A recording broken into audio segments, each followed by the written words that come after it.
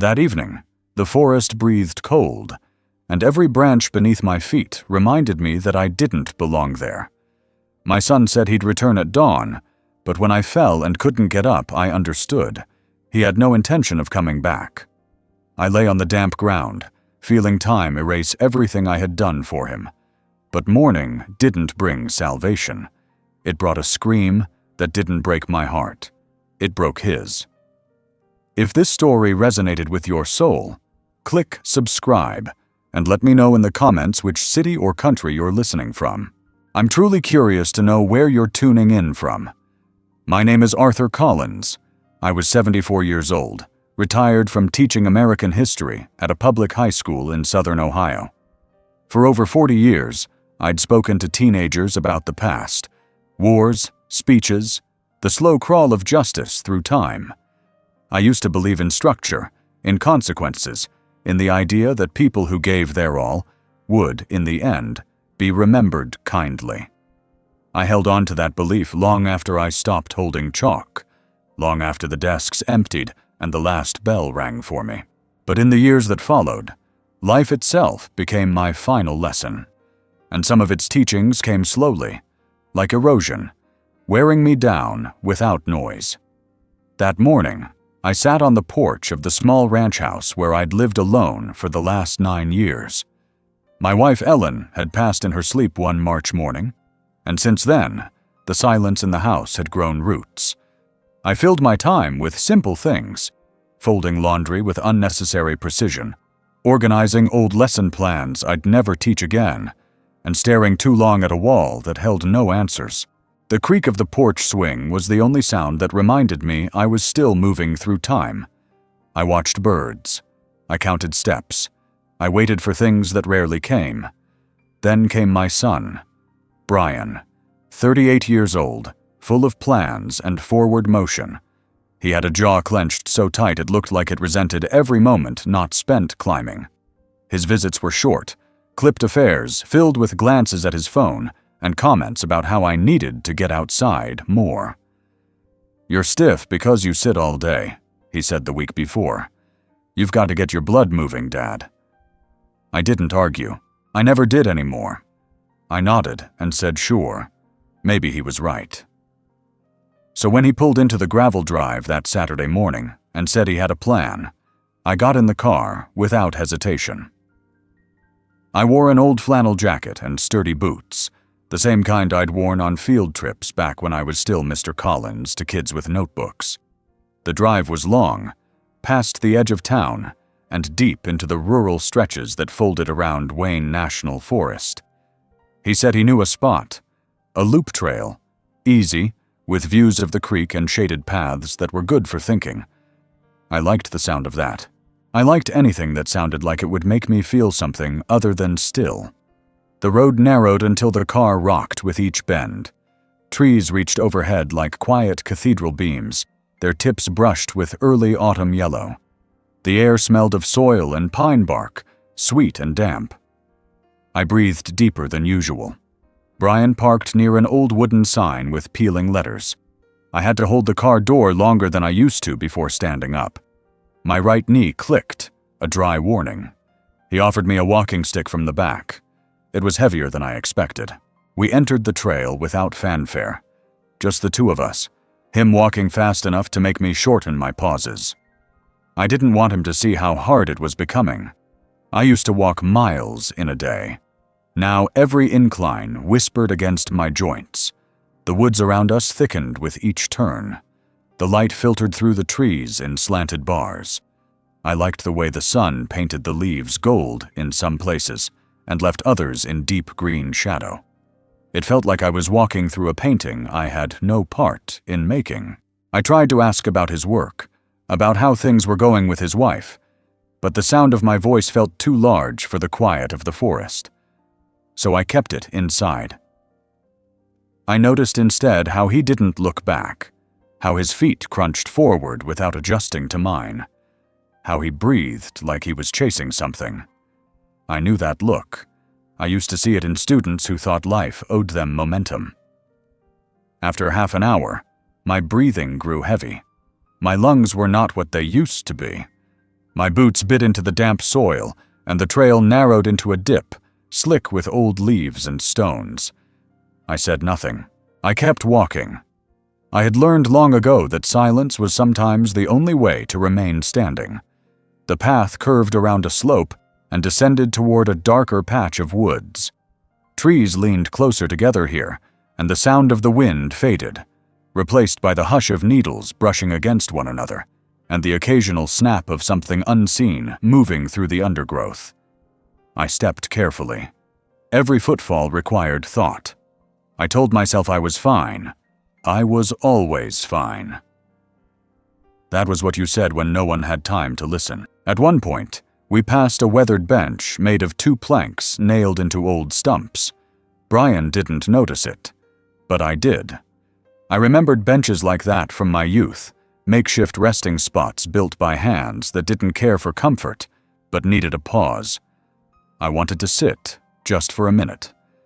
But I didn't ask.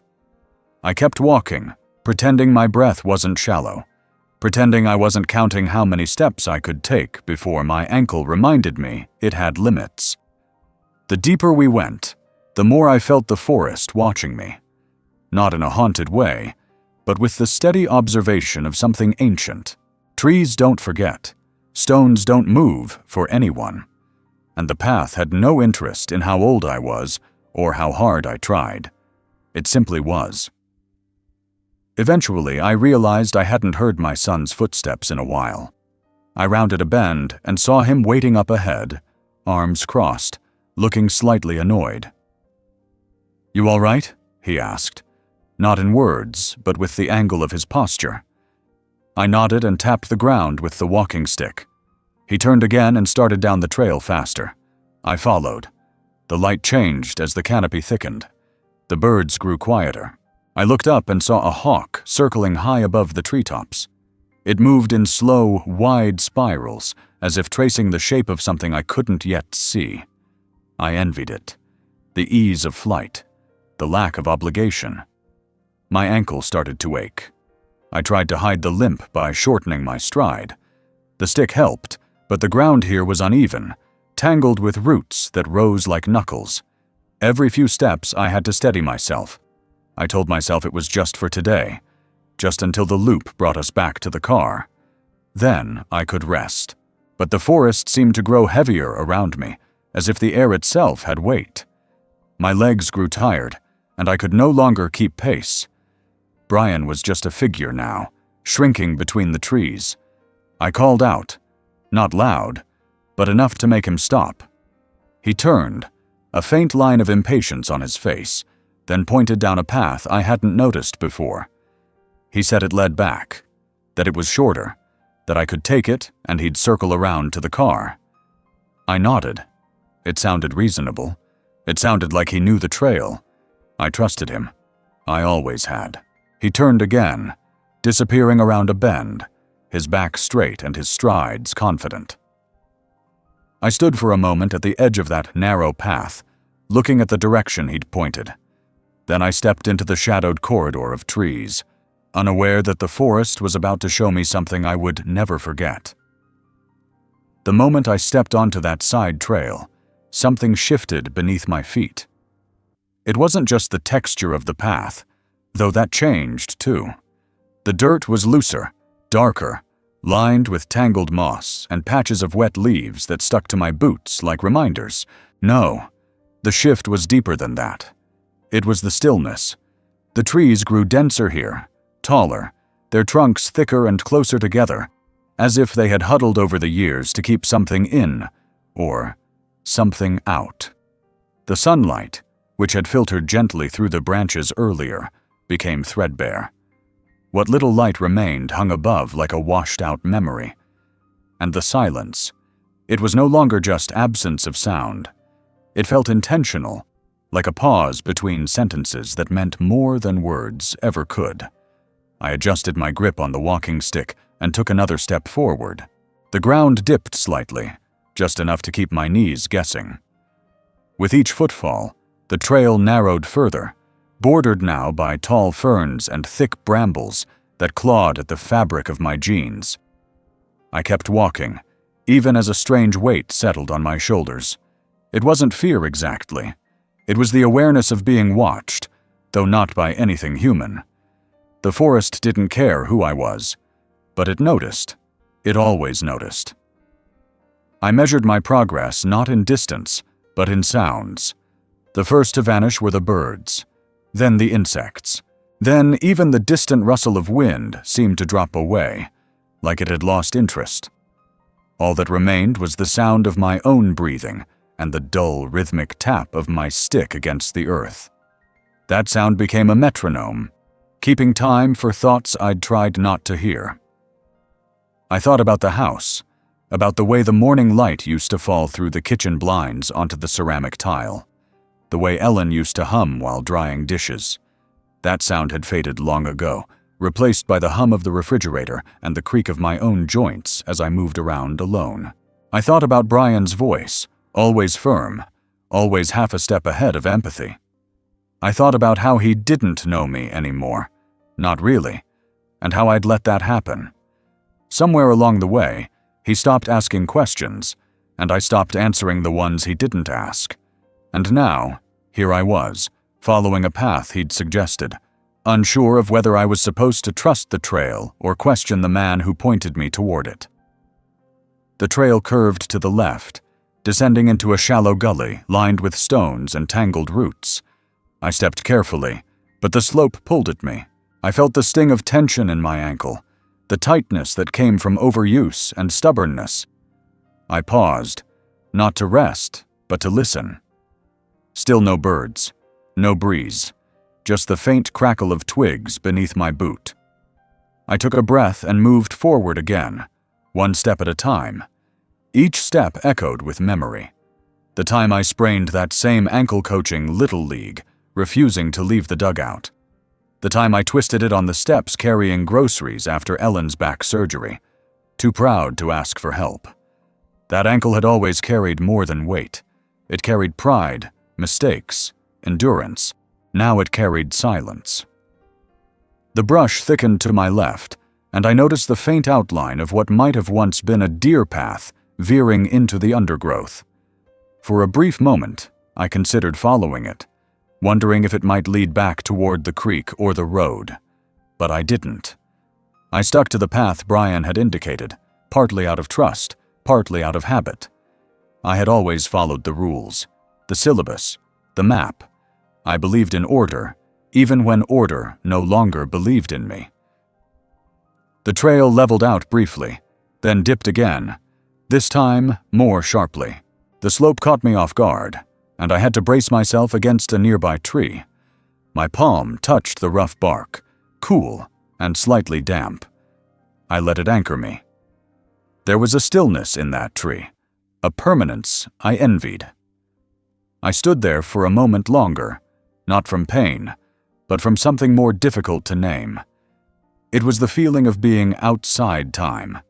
No classroom, no calendar, no responsibilities, just the woods and the slow passing of shadows across the ground.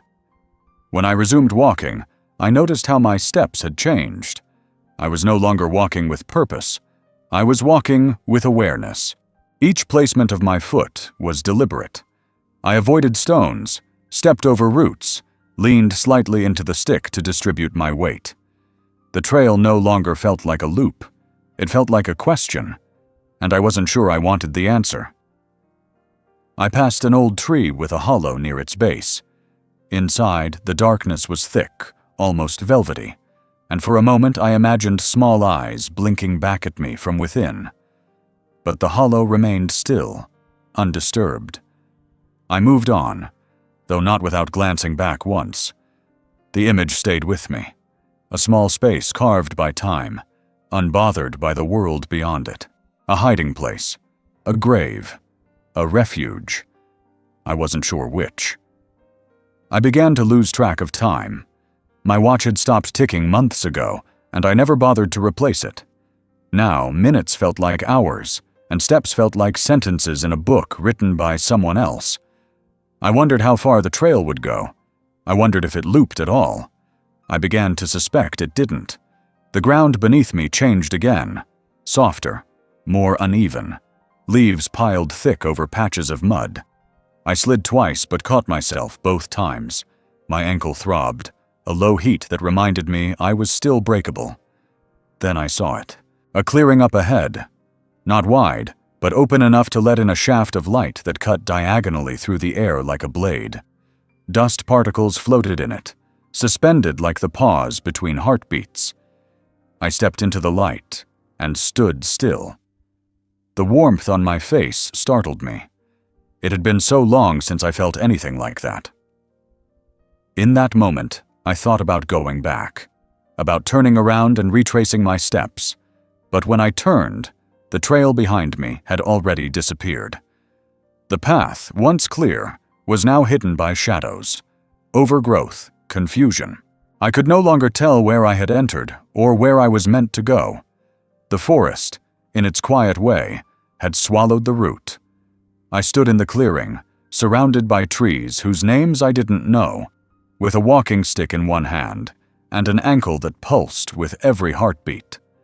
I was not lost. I was simply apart, separate from the life I had known, from the man I had been, from the expectations I had carried like textbooks. And in that separateness, something stirred. Not fear, not yet, just the realization that I had stepped not just into the forest, but into something far more quiet, far more patient, and far more exacting. I took one more step, then another. The ground no longer felt solid. The trail had no direction, but I kept walking. Not because I knew where I was going, but because stopping meant accepting that I didn't belong anywhere else. I didn't fall suddenly. It wasn't the kind of collapse you see in movies, the sharp break, the scream, the instant drama. No. It was slower than that. It began with a misstep, one foot catching beneath a ridge of wet roots, the other trying to adjust and failing. The ground seemed to tilt without warning. My walking stick skidded sideways. For a moment I was suspended, caught between balance and gravity, as if time itself paused to let me choose. But there was no choice. My body moved before my mind could react. The earth came up to meet me in one long, heavy second. I felt the jolt through my ankle first, a sharp, twisting surge that radiated up my leg like fire. Then the impact hit my shoulder, my ribs, my palms scraping over stone and bark. Leaves scattered. The forest gave no reaction. I landed hard, breath knocked from my chest, the taste of moss and dirt in my mouth. The silence afterward was complete. I stayed there for a while, not moving, just lying flat on the cold ground, trying to make sense of what had just happened. The pain in my ankle bloomed slowly, like a bruise rising from within. It wasn't a simple ache. It was thick and deep, a hot coil wrapping around the joint, tightening every time I breathed. I didn't try to get up immediately. Part of me hoped the pain would dull if I waited long enough, but it didn't. It grew. When I did try to shift, my leg protested violently. I gritted my teeth and reached for the walking stick, but it had rolled a few feet away, resting against a fallen log. The distance between us felt absurd. I stared at it for a long time, as if willing it to come back, but nothing moved, nothing helped, and I realized, for the first time, that I was well and truly alone. The canopy above me swayed slightly, a ripple of wind brushing the tops of the trees. I could see slivers of sky through the green and gray. My hands were dirty. My shirt had torn at the elbow. My knee throbbed in time with my heart. I leaned up slowly, shifting my weight to the side, hissing through clenched teeth. I couldn't put any pressure on the ankle. It folded like wet paper beneath me. I bit down on a curse and stayed still. Time blurred.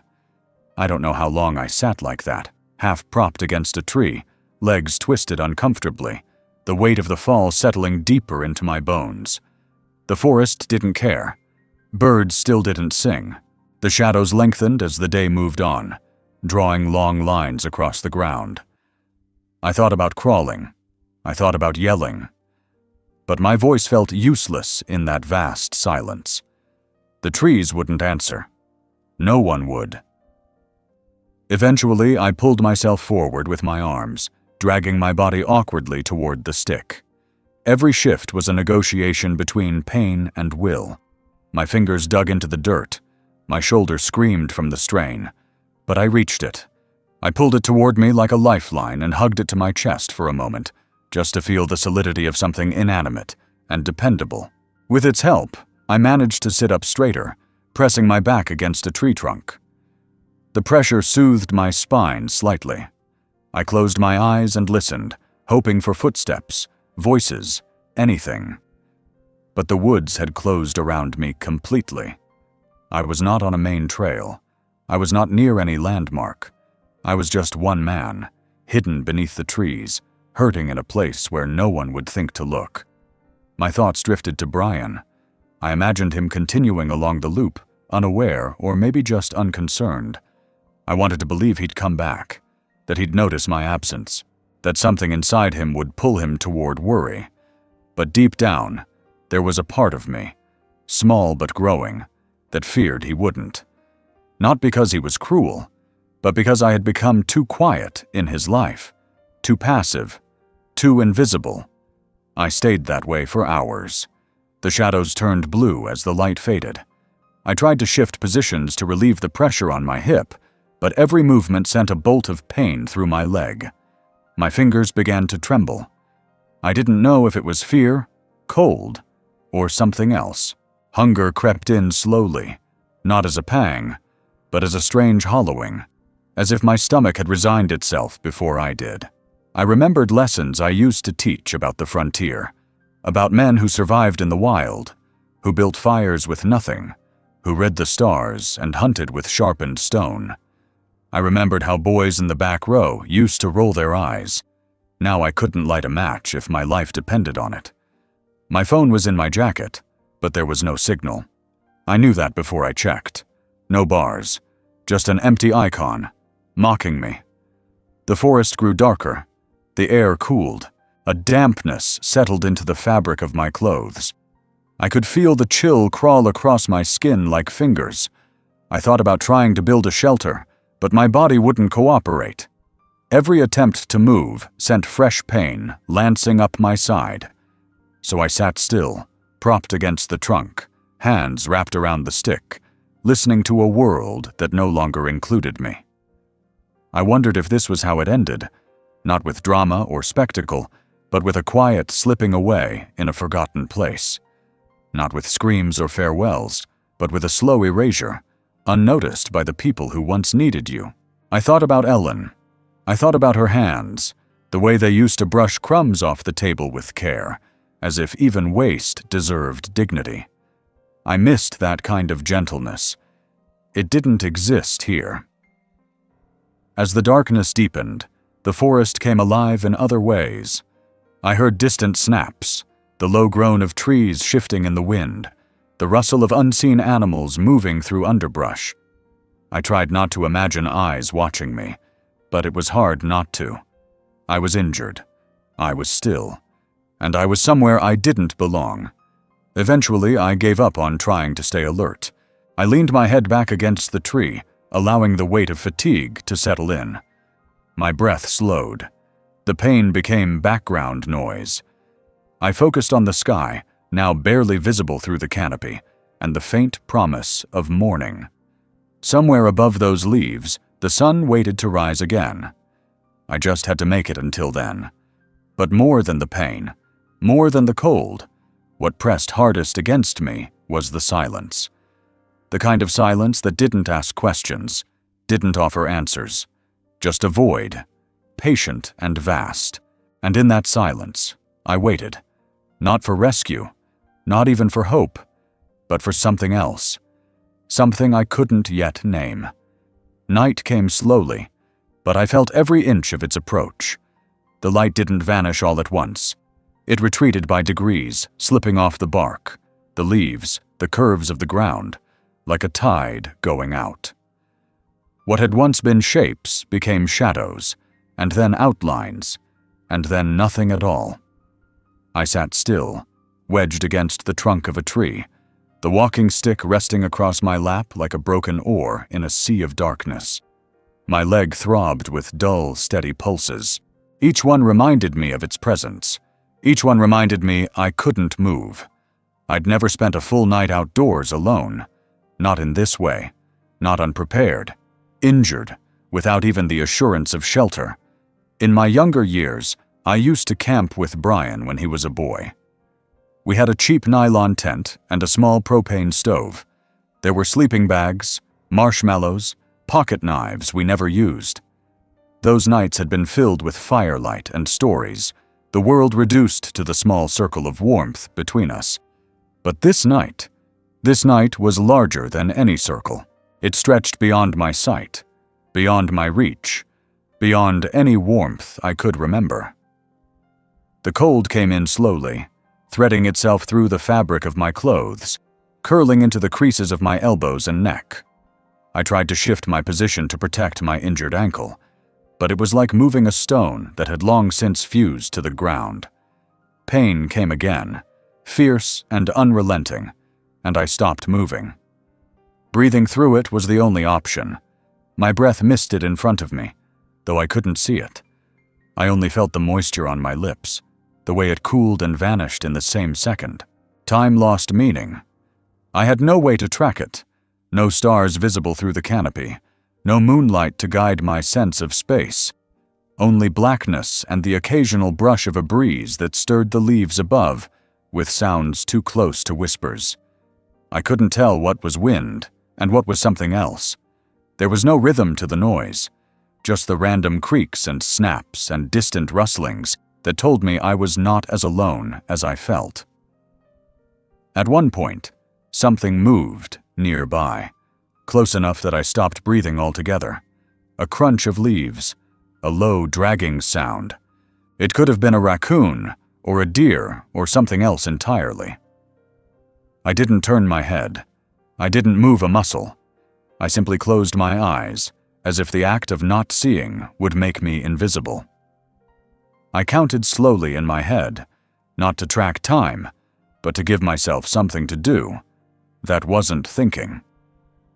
My heart pounded, each beat too loud in the silence. When the sound finally passed, I opened my eyes again, but there was no comfort in returning to the same darkness. My mind wandered then, not to the fear of animals or the pain in my leg, but to memory. That was the strange thing about nights like this, how the mind chooses what to hold. I thought of Ellen. I saw her hands, thin and capable, sorting laundry into neat piles by the fireplace. I remembered the shape of her neck when she bent forward to read, the way her feet never quite touched the floor when she sat in the armchair across from mine. I thought of the last words she said to me before the surgery that took her. They weren't dramatic, just a gentle instruction about where she had left the extra light bulbs, but that voice lived in me, even now. It wasn't loud, but it was solid. It anchored me in ways no tree ever could. I held on to it that night. I repeated it in my mind, that quiet phrase about the light bulbs, as if it were scripture, as if it could keep the dark from swallowing me completely. I wondered what Brian was doing, whether he had made it back to the car, whether he noticed my absence, whether he was still walking or already driving away. I didn't know which thought hurt more, that he had left me behind by accident, or that he had done it on purpose. Both possibilities sat heavily in my chest. I didn't want to believe he was capable of abandoning me, but the silence stretched on, hour after hour, and belief began to loosen its grip.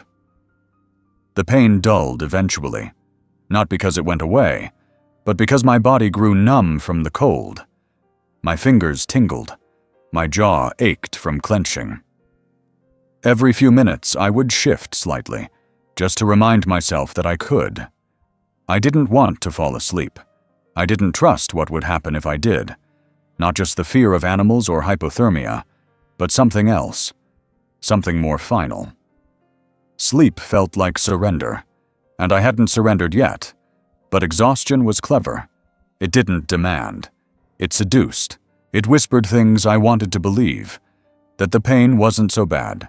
That maybe I would be found by morning. That maybe this was all a strange mistake that would be explained later, over coffee and apologies. I closed my eyes for longer stretches. I didn't dream. There was no space for dreams in that forest. Only waiting. I opened my eyes again when a drop of water hit my cheek. I hadn't realized it was raining. The canopy caught most of it, but small drops made their way through, cold and precise. The rain didn't last long, just enough to soak the shoulders of my shirt and trickle down the collar. I tilted my head back and let it wash my face. It felt like something alive, something that hadn't forgotten me.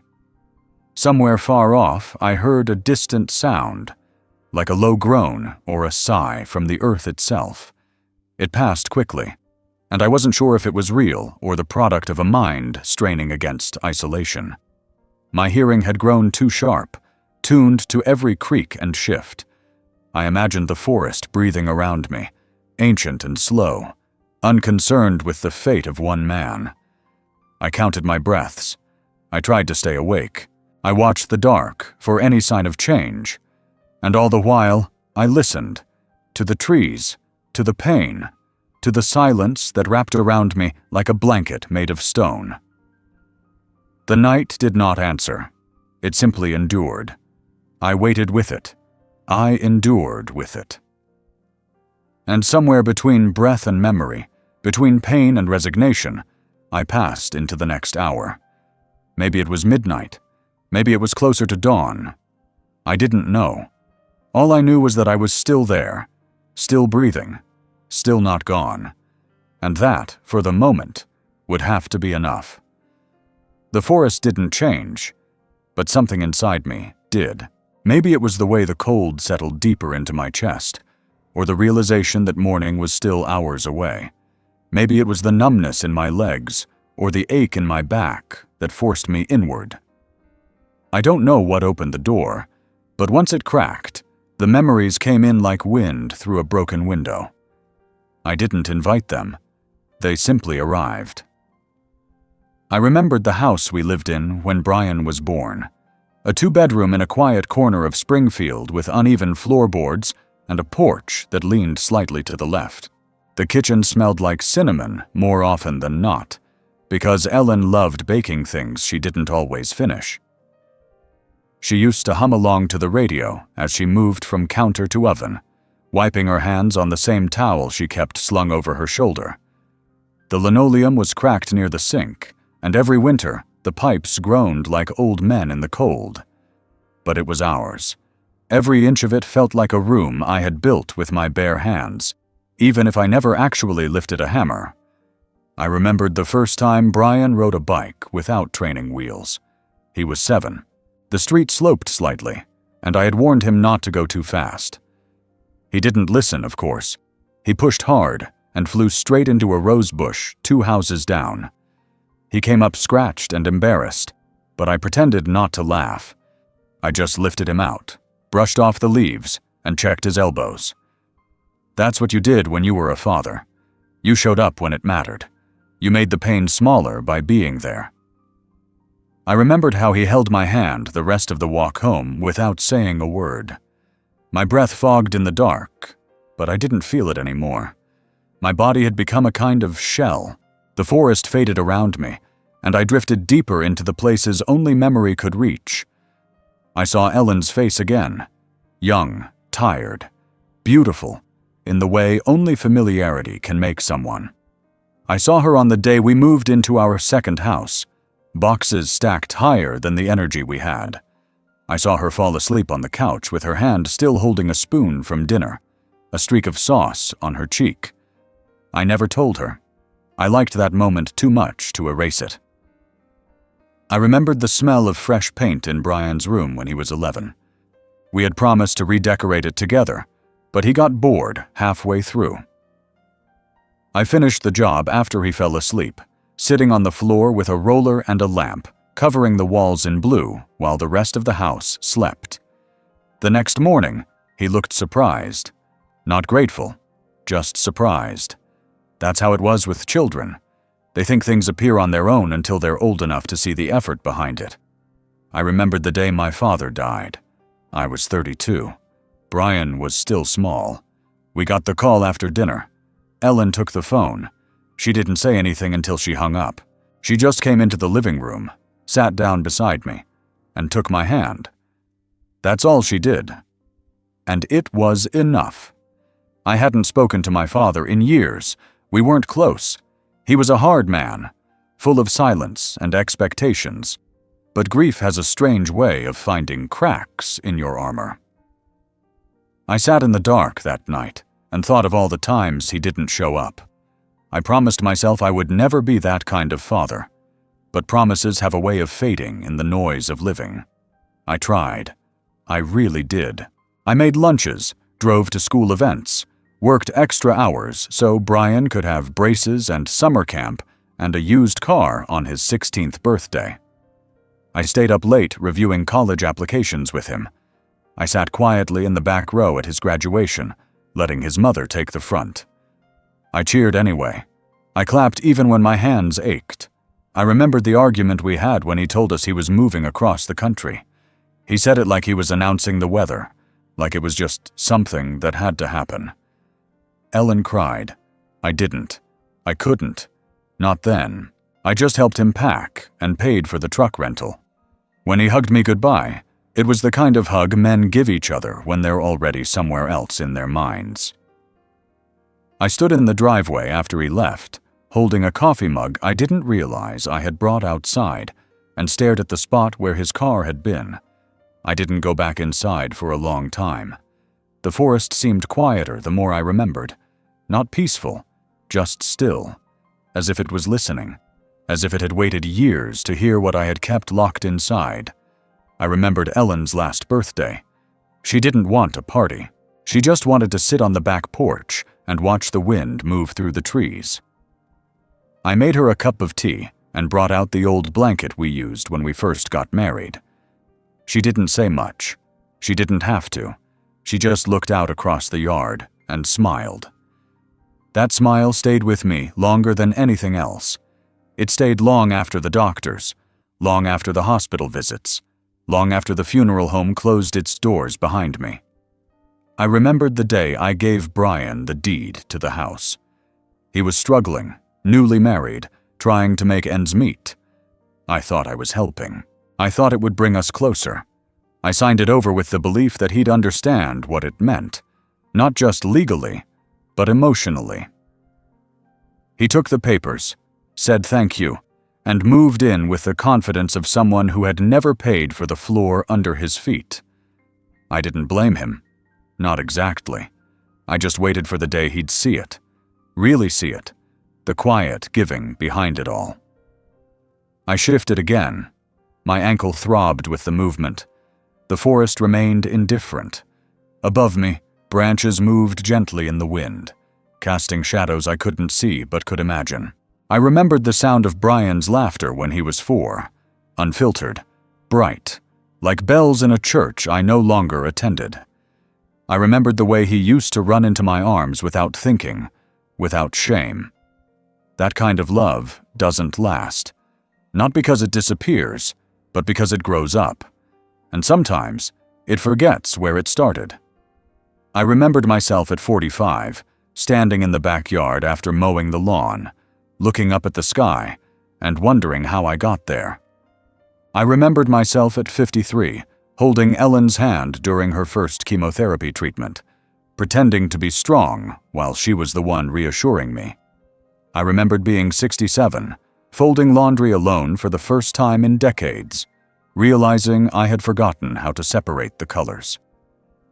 I remembered last Thanksgiving, sitting at the far end of a table I used to host, watching Brian carve a turkey in a house that used to be mine, listening to a conversation I was no longer part of. I remembered everything, and as the memories drifted through me like smoke, the pain in my leg, the cold in my bones, the fear in my chest, all of it softened. Not disappeared, but softened. The weight of what had been carried me through what was, and in that quiet, painful place beneath the trees, I understood something I hadn't before. I wasn't waiting to be rescued. I was remembering how much I had already survived. At some point during the night, I lost track of where my body ended and where the forest began. The line blurred, not in a poetic sense, but in a real physical way. My limbs were cold and stiff, my hands caked with dirt, my face rough with dried leaves and dust. The tree behind me pressed into my spine like a second skeleton, holding me upright when my own bones failed to do so. I no longer tried to count the hours. Time didn't exist out there, not in a way I understood. It moved like the wind, visible only in what it left behind. My breath had become shallow. Each inhale tasted of damp moss and rot, of the slow decomposition that fed the roots beneath me. The earth was alive in ways I hadn't understood before. It breathed differently. It pulsed in cycles that didn't care for human rhythm. And as I sat there, broken, half-frozen, nearly silent, I felt something ancient passing through the soil and into me. My hand rested on a patch of ground where the leaves had thinned. Beneath them, the soil was soft but dense, cool to the touch. I pressed my fingers into it slowly, feeling it resist and then give way, the same way a memory did when it hadn't been visited in years.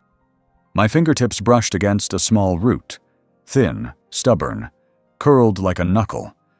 It didn't snap when I touched it. It bent, flexed, and returned to its place. That movement stayed with me longer than I expected. There was something comforting in it, that silent resilience, that refusal to break. The root didn't demand to be seen. It didn't cry out. It simply held the earth in place, unseen by those who walked above. Like so many things I had done in my life. I pressed my palm flat against the dirt. The texture shifted beneath my skin. Grit, moisture, fragments of things long decayed. I imagined the layers beneath. Insects tunneling in patterns that mimicked logic. Stones worn smooth by centuries. Seeds waiting for spring. There were stories in that soil. Not written in ink, not spoken aloud, but carved in the quiet persistence of things that survived by staying still. The forest had its own language, not made of words, but of arrangements. The way one leaf landed atop another. The angle of a fallen branch pointing toward the past. The concentric rings of fungi on a damp log, like the ripples of time etched into flesh. I began to read them, not as a scholar, but as someone who had run out of other things to do. Each sign felt like a whisper, not for the ears, but for the skin. Near my foot, my good foot, grew a patch of small, stubborn ferns. Their leaves curled at the edges like they had something to say, and weren't sure how. I reached toward them, not to pick or disturb, but to feel their texture. The fronds recoiled slightly at first, then relaxed. I envied their instinct. I had spent years softening myself for the comfort of others, removing the thorns, silencing the warning bells, making myself easier to love. The ferns knew better. The ache in my ankle pulsed again, sharp and mean. I let it happen. There was no point resisting pain in a place like this. It had become part of the atmosphere, like the fog or the cold. My mind wandered again, but not to the past this time. It stayed with the earth, with the symbols around me. I looked down at the patterns the leaves had formed. Some had landed perfectly still, edges touching like puzzle pieces. Others overlapped haphazardly, as if arguing for space. I saw one leaf, pale and brittle, resting atop a small stone. Its stem had cracked, but it still clung. A single bead of dew shimmered on its surface, catching a hint of light that filtered through the branches above. That drop became a symbol in itself, fragile, temporary, beautiful, only because it wouldn't last. There was a flat rock to my right, half buried and moss-covered. I studied it the way I used to study the faces of my students, looking for clues, for signs of understanding or resistance. The rock had no expression, but its presence was certain. solid, unmoved. I imagined placing my hand on it and letting it absorb some part of my fear, but I didn't. It was enough to know it was there. I wondered how many things I had passed over in my life, objects, places, people, without realizing their quiet significance. How many times had I walked across soil that remembered things I never would? How many hours had I spent chasing clarity when meaning was already underfoot? The forest didn't speak, but it offered. In its way, it showed me what endurance looked like when it had no witnesses. A tree growing around a metal fence, a root splitting a boulder over decades, a patch of lichen carving green into gray. These were not acts of defiance. They were declarations of presence. I had spent my whole life trying to matter in ways that were visible. Grades, promotions, accolades, property. But in the end, the earth whispered a different truth. What lasts does not need to be seen. A sudden breeze passed through the branches, and a cluster of leaves fell around me like muted confetti. One landed on my shoulder. I let it rest there, not brushing it off. It felt like acknowledgement, not salvation, not solution. Just a nod from something older than me, saying, "I see you here." I closed my eyes again, not to sleep, but to listen better, to feel the patterns in the cold, in the silence, in the ache. My breath slowed. I imagined my body as part of the ground, my back the bark, my fingers roots, my thoughts compost for whatever came next. And in that stillness, I finally understood something that had always escaped me. I didn't need to rise to matter. I didn't need to speak to be heard. I didn't need to move to leave a trace. The earth beneath me had already begun the slow work of remembering, and that would be enough. Morning didn't arrive with fanfare. It seeped in slowly, like water through cloth, without warmth or ceremony. The first sign wasn't light. It was sound. A distant chirp, tentative and brief, followed by silence. Then another. Birds returning to their routines, unaware of the man curled into the roots of a tree with a leg that refused to hold him, and a body that had grown too used to stillness. I opened my eyes not because I was ready, but because my body wouldn't let me pretend anymore. The cold had settled deep into my joints during the night. It wasn't the kind of cold you shake off with movement or breath. It had become part of me, layered into muscle, woven into bone. My fingers wouldn't close properly. My legs had gone numb in strange places. The pain in my ankle, once a sharp flash, had dulled into something slower and heavier, like a weight rather than a wound. I couldn't tell if that was better or worse. I tried to stretch, to shift slightly, but my spine groaned at the attempt. The bark of the tree had left impressions along my back, grooves I could feel even through the thick flannel of my shirt. My shoulder, the one I had leaned against for hours, had become stiff and swollen. Every part of me had taken on the shape of the night. I was no longer just injured. I was changed. The forest had transformed too. What had been shadow and threat during the night was now a landscape washed in pale, cold light. The trees looked different, less imposing, more indifferent. The canopy had thinned in places, allowing slices of dawn to filter through, but the light held no heat.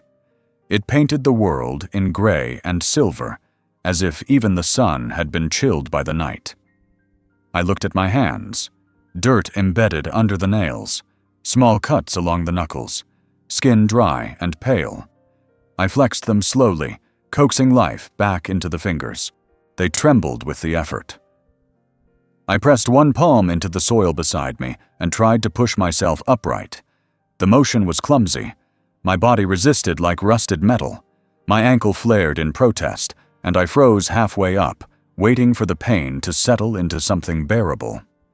When it did, I managed to shift into a sitting position with my back no longer touching the tree. It felt like progress, even if it hurt. I pulled the walking stick toward me. Its surface was slick with morning dew, but I gripped it anyway. I needed the illusion of readiness, even if I couldn't move more than a few inches. I rested my chin against the top of the stick and scanned the clearing. There was no sign of Brian, no path carved in the leaves, no familiar shape among the trunks, just the trees and their quiet disregard. I listened again. The birds had grown bolder. Their calls were more frequent, but still distant. I heard something scurry through the underbrush to my left. A squirrel or chipmunk, maybe. Something small and free.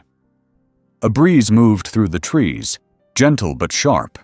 It lifted a layer of dampness from my clothes, making me shiver.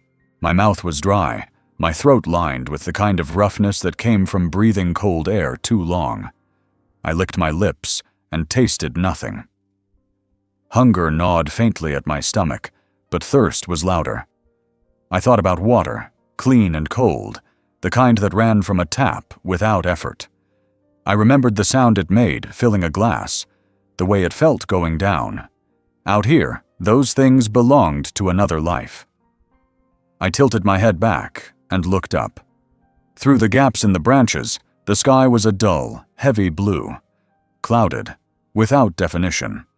A sky that hadn't decided what it wanted to be yet. I wondered how long it would stay that way, whether the day would bring sun or more cold, whether the silence would lift. I closed my eyes for a moment, not to sleep, but to gather. I thought of all the mornings I had taken for granted. Warm beds, the smell of coffee drifting through the kitchen, the soft shuffle of Ellen's slippers on hardwood, the rattle of the newspaper landing outside the door, Brian's footsteps on the stairs when he was still young enough to need permission. Those mornings were gone. This one had no coffee, no sound but the birds, no comfort but the tree behind me. When I opened my eyes again, a crow landed on a branch not far away. It cocked its head and looked at me, curious but unbothered. Its feathers gleamed in the muted light. It made no sound, just watched. I met its gaze, and for a moment, we regarded each other like strangers who had chosen the same bench. Then it lifted off, wings spreading wide, and disappeared into the branches. I watched it go until I couldn't anymore. I felt the first flicker of emotion rise in my chest. Not fear, not despair, but something older, something closer to defiance. I wasn't dead. I wasn't finished. I had made it through the night. My body ached and faltered, but I was still here, still breathing, still aware. The forest hadn't taken me. The cold hadn't erased me. The silence hadn't swallowed me.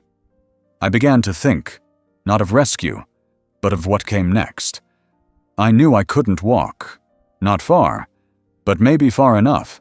Maybe to a place where the trees thinned, where a road might hum in the distance, where someone, anyone, might notice a shape moving slowly through the brush. It was a thin hope, but it was mine. I looked around for anything I might use. Fallen branches, signs of direction, even broken patterns in the leaves that might lead me back to the main trail. I didn't find much, but I marked the direction the light seemed strongest and committed it to memory. The pain in my ankle would make it impossible to stand fully, but I had arms. I had a stick. I had the knowledge that I had survived worse in other ways. I didn't try to move just yet. I let the morning settle into me. I let the cold become something I wore, not something I feared. I leaned forward slightly, testing how much weight I could bear. It wasn't much, but it was something. I pressed the stick into the soil and watched it hold. A small thing, but it was enough to start. And as I sat there, legs twisted beneath me, back sore, hands shaking, I realized that this morning, cold as it was, carried one simple truth. I was still mine. Not the forests, not the pains, not the pasts, mine. That truth would be what I carried next. I heard it before I understood it. It cut through the forest like a sharp edge through paper, sudden and unnatural, cracking across the silence with a force that felt personal. A scream. Long, panicked, unmistakably human, not an animal's cry or the groan of trees under wind. This was something torn from a throat, and it didn't come from me. I froze, not because I was afraid, but because every cell in my body paused to listen. The scream came again, shorter this time, hoarse, fractured. It echoed through the trees, bounced off trunks, and scattered through branches. It came from the direction I had last seen Brian disappear. My grip tightened around the walking stick, my knuckles whitening, not from cold, but from the tremor that surged through me. There was something final in that sound, something that didn't ask for help, but bled it. For a moment, I thought I was dreaming, that my mind, stretched thin by pain and cold, had conjured the sound out of desperation or delusion. But the forest reacted. Birds burst into motion overhead. Leaves shook violently where no wind had touched them. Something had shifted in the ecosystem around me, and I felt it like a pulse beneath the soil. Then the forest returned to silence, but not the silence I'd known through the night. This was different. This was a silence that leaned forward, a silence with breath held tight in its chest. My heart pounded, not from fear, but from recognition. There are sounds that only mean one thing, and this one had no ambiguity. It was the sound of someone confronting something they couldn't explain. The kind of scream that comes not from injury, but from realization. I didn't call out. Not yet. I didn't trust my voice. I didn't trust what might answer back. I stayed still and listened. A branch snapped. Not far. Then another. Not the slow creaking of a falling limb, but the quick, panicked crack of feet stumbling through the brush. Heavy footsteps, clumsy, unsure of where they were headed. They came closer, then paused. Breathing. I could hear it. Ragged and loud. Heavier than mine. Frantic. Then silence again. I leaned my head slowly toward the sound, straining my ears. I thought I caught the edge of a whisper, or maybe it was just the blood in my ears. I adjusted my posture slightly, trying to prop myself higher against the tree trunk. Pain radiated through my side. My ankle throbbed with renewed anger. But I didn't stop. The air felt tighter now. The cold that had consumed the night began to retreat under the pale light of morning, but in its place came something stranger. The forest itself felt awake, not in the gentle breathing way of nature resuming its rhythm, but in the way a house does when someone slams a door in another room, and no one else is supposed to be home. I heard the scream again, but this time, not in real time, in my head. My mind replayed it, over and over, examining the edges of it like a broken plate you turn in your hands to understand the fault line. There had been recognition in it, not just fear, not surprise, something deeper, something closer to shame. I remembered how Brian used to scream when he was small, always over little things, a scraped knee, a broken toy, the time he thought he lost his favorite stuffed animal but had just kicked it under the bed. His voice had always been high and clear back then. But people forget what their own voices sound like when they're vulnerable. They forget the pitch, the rawness. I recognized that voice now. I didn't think. I didn't reason. My hand rose from my lap and clenched around the walking stick. I tried to push myself up, to force weight onto the injured ankle. It folded instantly, and I crumpled back down. The bark bit into my back. I ground my teeth, pushed again, this time using only my good leg and my arms. My entire frame shook. My vision blurred for a moment, but I managed to rise into a half-kneel, leaning hard on the stick. Another crack of movement in the woods. I turned toward it and stayed there, waiting, listening. The footsteps resumed, slower now, deliberate but hesitant. And then, through the thin branches between the trees, I saw him.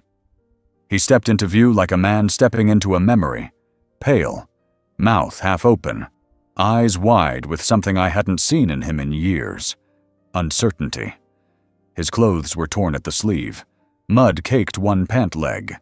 He stumbled slightly, caught himself on a branch, then looked up. Our eyes met.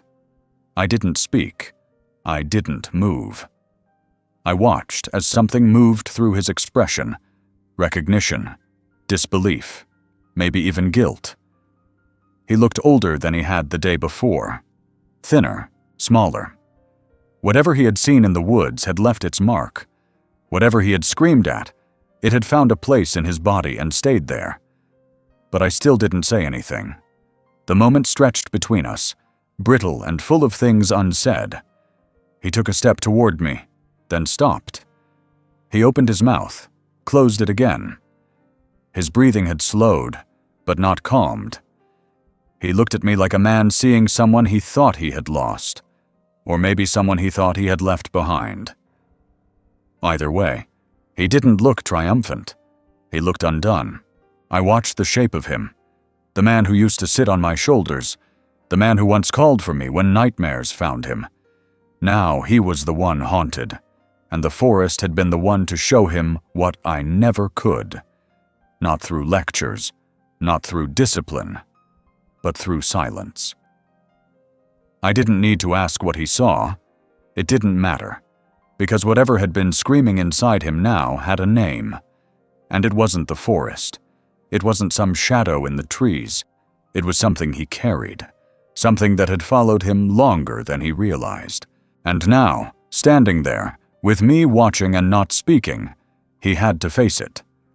I didn't offer comfort. I didn't offer punishment.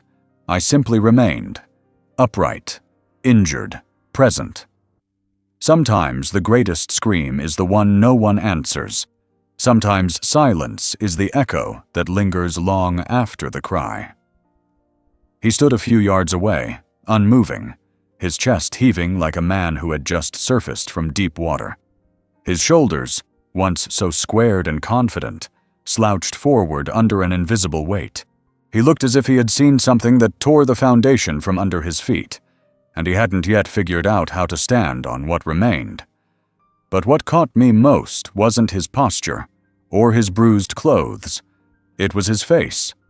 I had seen every version of that face. As a newborn, soft and crumpled.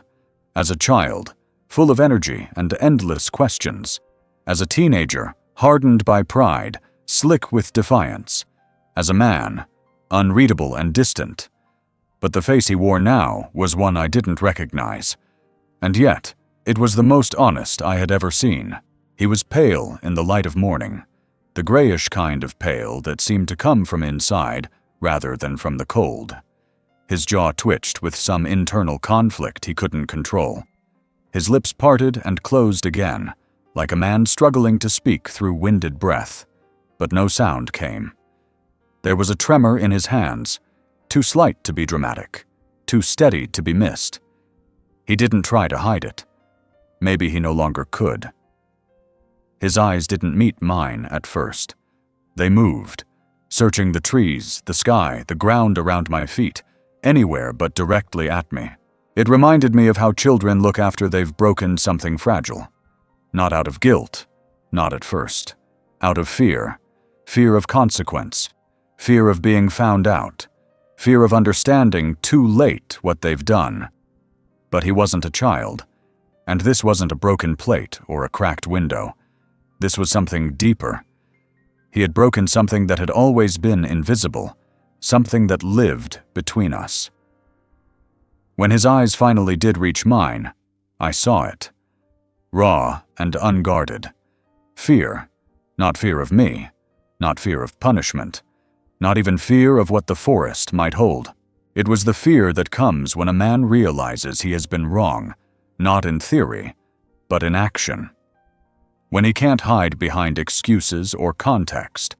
When he knows he made a decision, and that decision has consequences he can no longer outrun. It was the fear of recognition. He saw me, not just as a figure slumped against a tree, not just as the father he had once tried to protect or ignore or care for on his own terms. He saw the full weight of what it meant to leave someone behind, to walk away, to believe, even for a moment, that they wouldn't matter in the end. And worse, He saw himself, reflected in that silence, reflected in the shape I had become. I didn't move. My breath was shallow from the cold, my leg pulsed with dull pain, but I sat straight.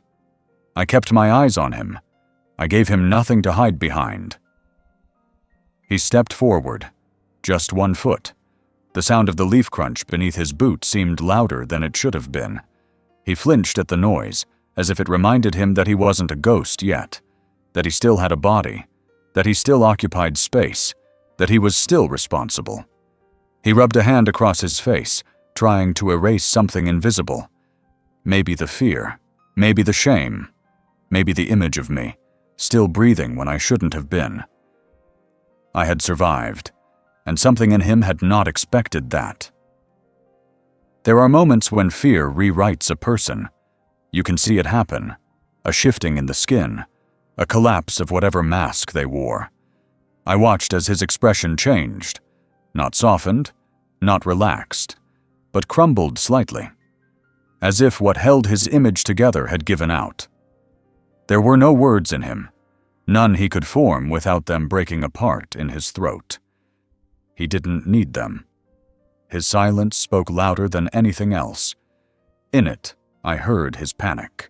I heard the long night he must have spent alone in the woods, unsure of his way, unsure of mine. I heard the moment he realized I hadn't returned, the moment he understood he might be the reason why. And I heard, most of all, the thing he could not say, that some part of him had not planned to return at all. That was the face he wore now. A man who had stared into the consequence of his own choices and found no one else to blame. I didn't give him anything. No reassurance. No anger. No accusation. Just stillness. The morning wind shifted, pushing the leaves around us into soft motion. The forest had no interest in our standoff. It had witnessed far older dramas than this. It simply moved forward. He took another step, slower this time, like approaching a wounded animal or a grave. His body was rigid with caution, not because I was dangerous, but because he knew he couldn't undo what had already happened. Some things, once lived, don't unlive. He opened his mouth again, closed it, looked down. I saw it then, his shadow, long and narrow, cast across the clearing, reaching toward me but never quite touching. That too felt like a symbol, an extension of someone who could no longer step fully into the space he had left behind. I didn't want anything from him. No apology would fix what had passed between us. No gesture could erase the silence of the night, the cold that had wrapped around my ribs like vines, the ache of waiting without hope. But I also didn't want revenge. I had no use for punishment. I didn't need him to suffer. What I needed was for him to see me, not as a burden, not as an obligation, but as the man who had carried him before he could walk, who had stood behind him when no one else did, who had stayed even when his own heart broke under the weight of loneliness. And now, he had seen. The face of fear isn't always about terror. Sometimes it's about truth, about being unprepared for it, about realizing, in one frozen moment, that all the stories you told yourself no longer work. I watched as that realization settled into him, heavier than any pack he might have carried. I saw the lines around his eyes deepen, the shape of his mouth lose its defensiveness. He looked older now, not just from fatigue, but from finally knowing. I remained still, and in that stillness, I offered nothing but a mirror. What he did next was no longer mine to influence. I had given enough. The rest was his. He didn't speak, and neither did I. The air between us thickened, not with anger or blame, but with the heavy quiet of everything we didn't say. I had learned long ago that silence could carry more than words. It could bear weight, memory, disappointment, and truth, all without a sound. And now, in that clearing surrounded by indifferent trees, silence was the only language we had left. I watched him closely, not to intimidate, not to test, but to witness. There is something sacred in witnessing a man in the moment he is undone. He stood there, still as stone, unsure how to cross the distance between us, unsure how to reshape what had already broken. But I wasn't there to guide him. I had done enough guiding. This was the part he had to do on his own. The look in his eyes changed slowly. The fear didn't disappear, but it shifted into something more complicated. He looked like a man who had just discovered the floor beneath his feet wasn't solid, and now he was trying to stand still on sinking ground. His lips moved once, but no sound came. I didn't offer him an easier way. I didn't fill the silence. I let him live in it, just as I had, all night. I didn't move, my back still pressed against the tree. My leg pulsed in dull protest, the ankle swollen, my hands trembling with cold and fatigue. I was stiff, tired, older than I had ever felt, but I didn't let it show. My stillness was not weakness. It was intention. I wanted him to understand what I had become in his absence, not out of punishment, but out of necessity. Still, he hovered at the edge, waiting for something, some sign, some word, some permission to undo what had been done. But I had none to give. Silence had become my only currency, and I wasn't about to spend it cheaply. His eyes dropped to the ground. He shifted his weight. The crunch of leaves beneath his boots echoed through the trees. He reached up and rubbed his neck, a gesture I remembered from when he was younger, something he did when he was trying to push down emotion, a self-soothing tick he probably didn't even realize he still had.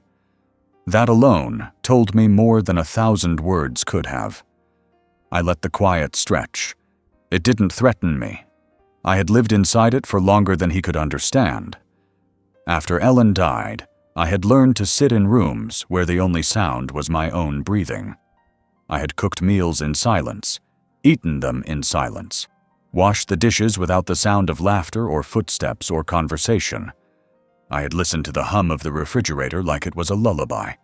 Silence had stopped being a void. It had become a companion. Now it stood between us like a third presence, tall, invisible, undeniable. He stepped forward finally. Just one step. He wasn't ready for more. I saw his fingers twitch slightly, as if tempted to reach out, to make physical contact, to offer something tangible. But he didn't. Instead, he let his hands fall back to his sides, clenched lightly, as if even that movement hurt. There was a kind of reverence in his stance now, though I doubt he knew it. He looked at me the way a man looks at a headstone, not for answers, but for understanding, for peace, and perhaps for forgiveness. But I wasn't there to grant forgiveness. That's not how it works. Forgiveness isn't a gift you hand over. It's a space you create. And that space had not yet formed. So I gave him nothing. Not cruelty. Not comfort. Just the honesty of presence. The forest seemed to understand. A breeze moved through the branches above, shaking loose a handful of leaves. They fell between us, drifting slowly like ash. One landed on my thigh. I left it there. His face broke then, not into tears, not into a sob, but into something quieter and deeper. His eyes reddened slightly. His jaw slackened. His breath caught. The scaffolding of his pride had cracked. He was no longer trying to hold it together. He was simply standing there, raw and unsure. I had waited years to see that version of him. And yet, now that I didn't feel satisfaction. I felt stillness. There's a kind of balance that happens in moments like that, when one person holds silence not as a shield, but as a mirror. He saw himself in me now, not in my body, not in my words, but in what I had endured, and he didn't know what to do with that. The silence between us became an offering.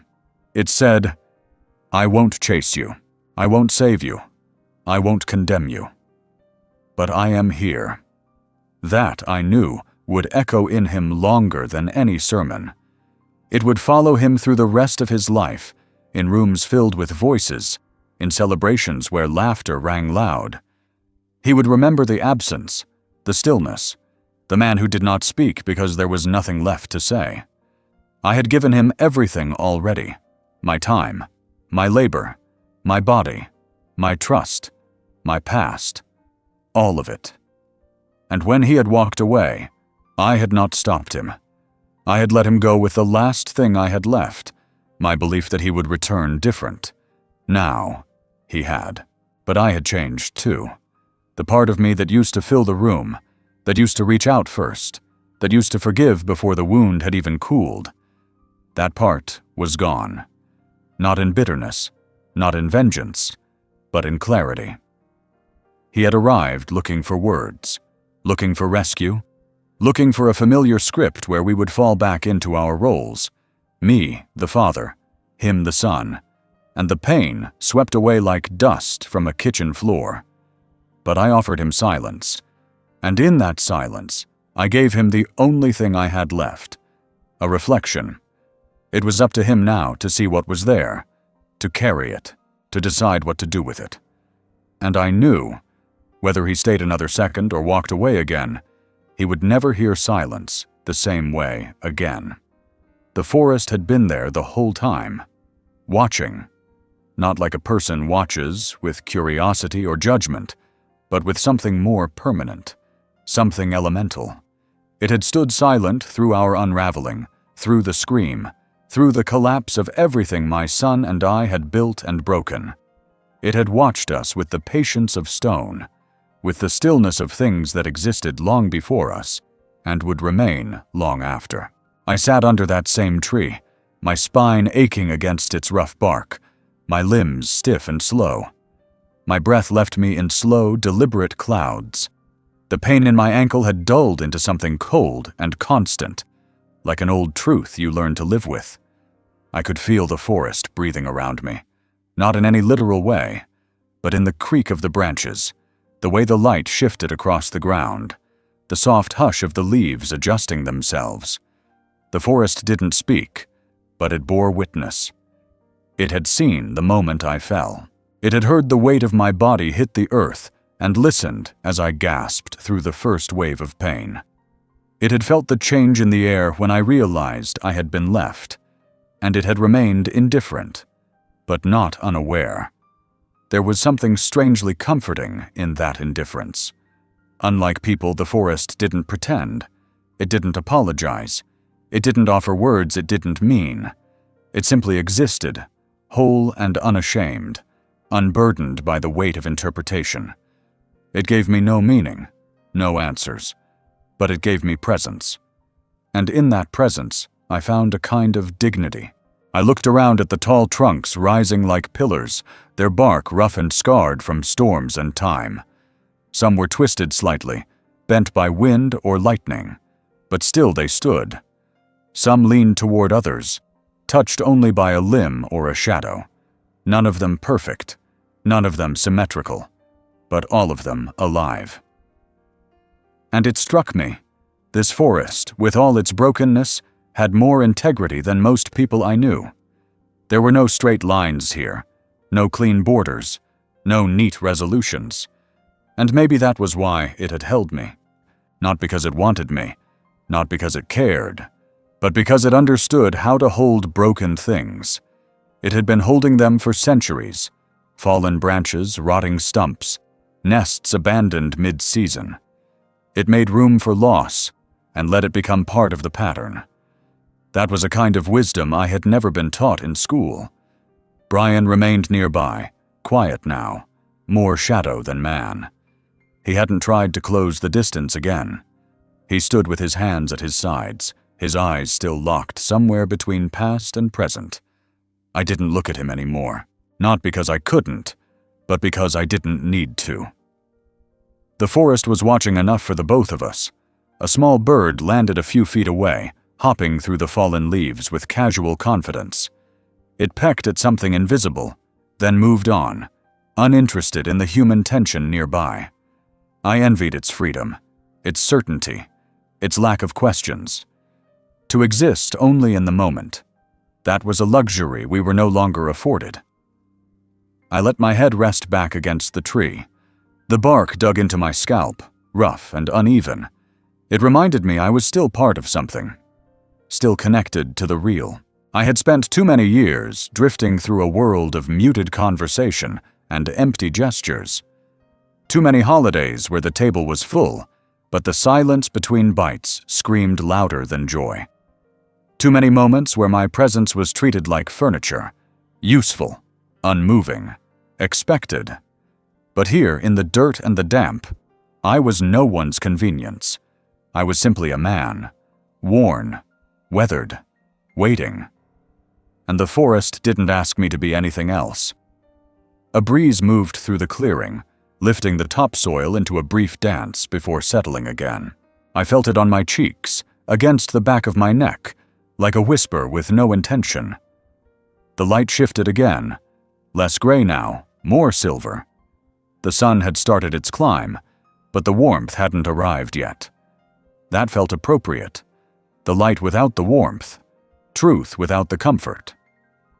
I began to notice how much life surrounded me in its quiet way. Insects moving beneath the surface, a spider web strung between two low branches, glistening with dew. Tiny holes in the ground that hinted at burrowing creatures. Nothing here cared about my presence, but all of it acknowledged it. I was simply one more figure in the cycle. No more important than the fallen leaf. No less. There was a strange relief in that, in knowing that the universe didn't hinge on my pain, that I could suffer without disrupting anything, that I could fall apart without dragging the world down with me. I had spent too much of my life believing I had to hold everything together. The father, the husband, the rock. But rocks crack, and fathers grow old, and husbands outlive the people they loved. And still, the forest stands.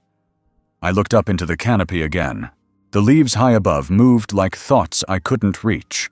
They rustled without urgency, without agenda. They simply responded to the wind as it passed. No resistance, no control, only response. Brian made a small movement behind me, a shuffle of feet, a breath held and released. I heard it, but I didn't react. I didn't need to. He was learning something in that moment, whether he understood it or not. He was standing in a cathedral that didn't require kneeling, and for once he was quiet enough to hear what it didn't say. The forest would not forget this, not in a mystical way, not in the way stories are told, but in the way the soil holds footprints, even after the walker is gone, in the way a tree grows slightly differently after it's been leaned on, in the way birds avoid a place where something once cried out.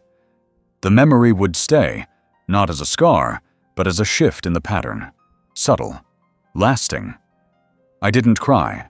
I didn't speak. I didn't move. I let the forest witness me, not as a father, not as a victim, not even as a man left behind, just as something alive, still here, still waiting. When he finally moved toward me, the forest didn't react. The branches didn't creak. The wind didn't shift. No great sound marked the moment. It was not a reunion. It was not a resolution. It was simply motion. Slow, hesitant, and entirely necessary. One foot, then the next, pressing into the softened earth, breaking through a crust of leaves that had fallen long before either of us arrived. He approached without words, and I accepted his silence without question. There was nothing to be said that would have meant more than the act itself. He bent down beside me, his joints stiff, his breath short. I could see the tremble in his hands as he reached toward my elbow, not grabbing, not insisting, just offering. I didn't meet his eyes. I didn't need to. The gesture wasn't apology. It wasn't guilt. It was simply acknowledgement. And in that moment, that was enough. I shifted slowly, letting the pain reintroduce itself. My body had not forgiven the night. My ankle flared as soon as it left its resting position, and my ribs felt bruised from the way I had leaned against the tree for too many hours. My hands dug into the soil for leverage. He supported me without words, guiding without control.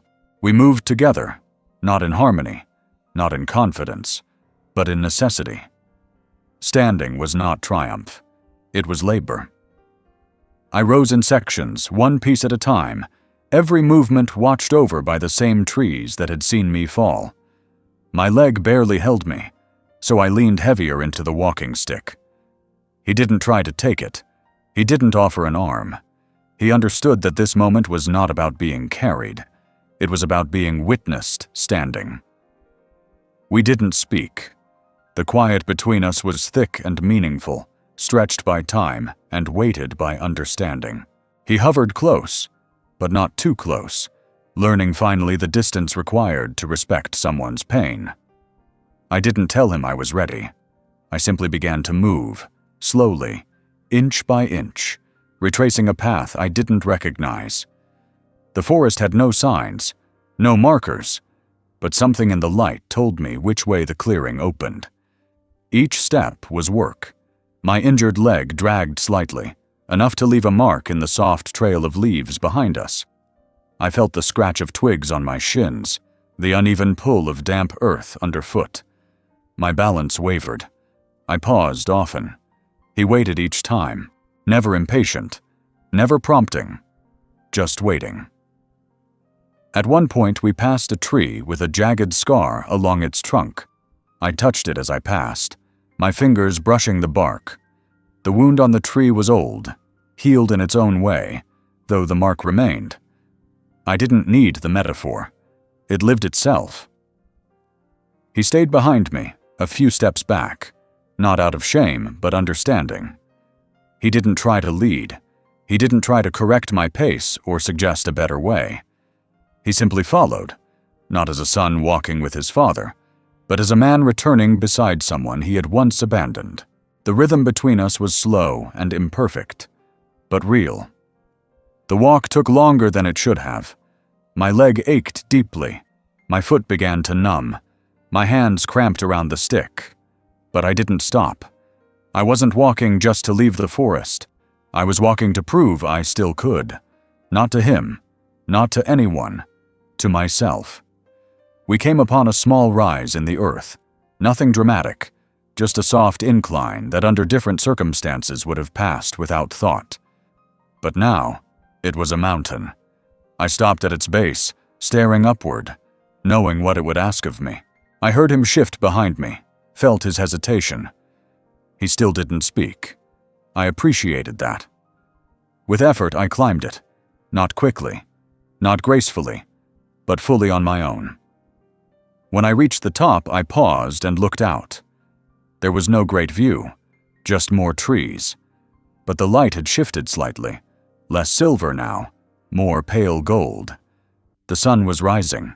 The morning was real. At the bottom of the rise, I stopped again. My breath came hard, my legs trembling beneath me. He moved closer this time, but still didn't touch. I leaned against the stick, looked down at the space between us. It was not the space it had been before. We resumed walking. The path changed as we moved, less dense, more familiar. A faint imprint of our earlier footsteps lay scattered across the trail.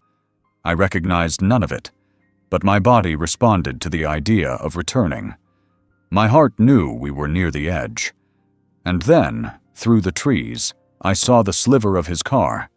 Parked awkwardly, dust on the windshield, one tire slightly turned. It sat like a relic from another world, an intruder in the language of the woods. I didn't rush toward it. I didn't feel relief. It was just another object, another symbol, another step in the process of leaving something behind. He moved ahead now, retrieving the keys from his pocket, unlocking the door. I stood several feet away, staring at the shape of my reflection in the passenger window. I didn't recognize it, not because my face had changed, but because the person inside me had. He opened the door and waited. I took my time. My body moved stiffly, each motion deliberate. I turned, eased down into the seat. The cushion resisted at first, then gave in, unfamiliar and too soft. He closed the door gently, walked around, entered on the driver's side. Still we said nothing. The engine started. The car filled with sound again. Air, mechanical motion, the low hum of modern life. It felt strange after so many hours of breathing with the trees. I turned my head toward the window, watching as the forest slowly disappeared behind us. We drove. No music, no apology, no conversation. Just the road, the sound of tires over gravel, the rise and fall of terrain beneath us. And beside me, the shape of a man who had walked back without knowing how to ask for forgiveness. And beside him, the shape of a man who had decided not to demand it. Our return was not a healing. It was a continuation, a wordless movement toward whatever came next. The drive back was quiet in the kind of way that doesn't beg to be filled. The tires hummed against the road, a low rhythmic sound that matched the slow ticking of the dashboard clock. We passed fields, mailboxes, gas stations that hadn't changed in decades. I recognized them all, not because they had grown familiar, but because they had never bothered to change. Just like me. The sky outside was a flat gray, not stormy, not clear. A middle ground. The kind of weather you don't remember the next day. He kept both hands on the wheel. His eyes stayed forward, scanning the road with a focus too tight to be natural. I didn't look at him. I didn't need to. The weight in the car had already settled. There was no rearranging it. We sat in a space that wasn't about comfort or closure. It was about consequence. My body still ached. My ankle pulsed with each bump in the road, and my back throbbed from the long hours against bark and stone. But there was something else in me now. Not pain, not relief. Something quieter, heavier. I had carried my silence through the night, and now, in the light of day, it no longer felt like a burden. It felt like an answer. We pulled into my driveway without a word. The car idled for a moment longer than it needed to. He looked at the house the way one might look at a memory you're not sure you want to revisit. I waited. Not out of patience, but because I had no interest in making this easier for him. When he finally turned the engine off, the silence deepened. It was the kind of quiet that had layers, that reached down into things. He got out first, walked around to open my door. I didn't move right away. I sat for a moment longer, looking at the porch steps, at the door I had walked through thousands of times. Nothing about the house had changed, and yet it felt like I was seeing it after a lifetime away. I shifted slowly, using the stick to brace myself as I stood. He extended a hand, unsure. I didn't take it. I walked toward the house at my own pace. Each step was a quiet declaration. I was not fragile. I was not gone. I was here, present in my injury, in my awareness, in my silence. He followed behind me, unsure of his place in this procession. I didn't invite him in. At the door, I paused. My key turned stiffly in the lock. The click was louder than it had any right to be. The hinges sighed as the door opened, revealing the dim interior.